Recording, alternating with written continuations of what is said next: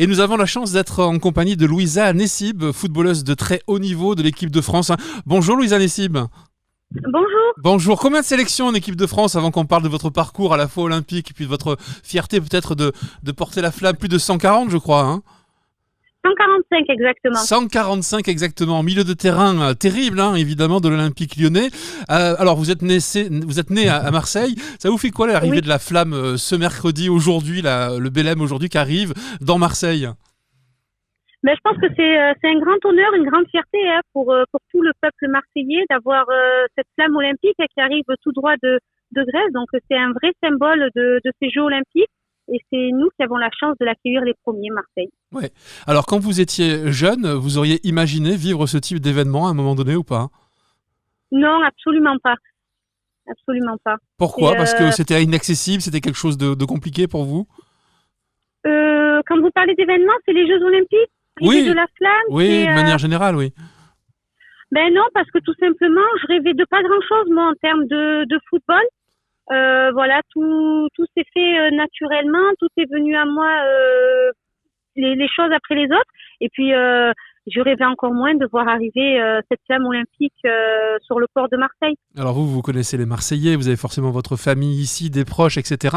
Est-ce que c'est quelque chose qui les rend fiers un peu? Est-ce que ça vous rend fiers? Oui. Ces derniers jours, on en parle énormément.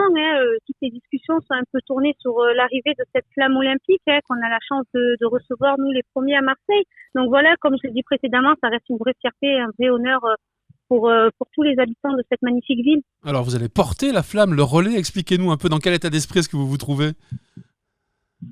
Moi, je suis assez tranquille. Je suis à la fois tranquille et excitée d'y être. C'est quelque chose aussi dont je m'y attendais pas, c'est quelque chose d'incroyable, et de pouvoir le faire ici à Marseille, dans ma ville, ça a encore plus de sens pour moi. Donc voilà, j'ai eu la chance de participer à 2 tournois olympiques. Malheureusement, nous avons frôlé une médaille, mais nous l'avons pas obtenue, et donc voilà, je vais avoir la récompense de pouvoir porter la flamme olympique. Alors racontez-nous, c'était en quart de finale, je crois que vous avez été éliminé. C'était quelle année? C'était quel jeu? Alors ça, on s'est fait éliminer sur mes derniers Jeux olympiques 2016 à Rio en quart de finale.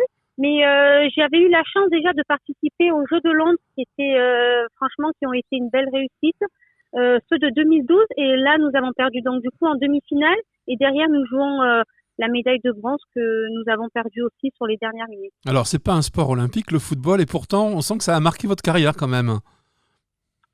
Mais c'est vrai que c'est pas un sport olympique, on parle souvent de Coupe du Monde, et ça reste quand même la plus belle des compétitions en termes de foot à la Coupe du Monde.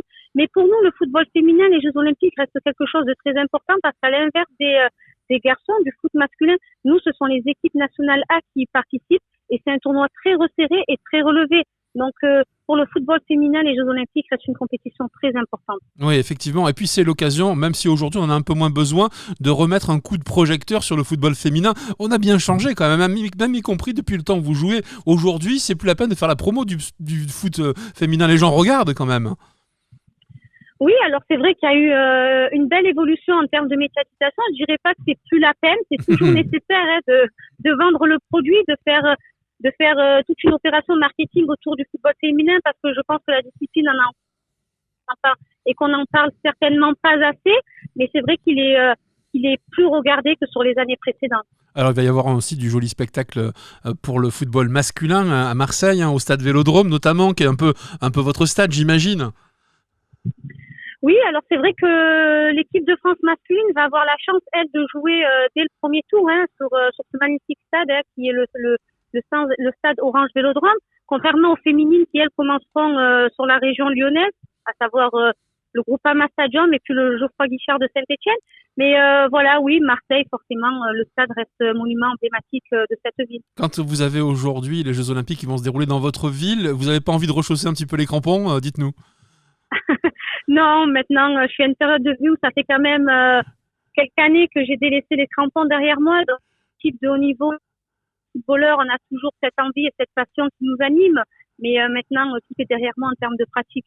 Vous allez quand même réussir à passer le relais, rassurez-nous. Vous êtes toujours en capacité de courir. Oui, au moins ça. Sinon, j'aurais refusé de la porter. Merci beaucoup, en tout cas, Louisa, d'avoir été en notre compagnie sur Maritima. Et puis, merci d'être dans cette émission spéciale. Et puis, bon vent à vous. Au revoir. Au revoir, merci. Au revoir.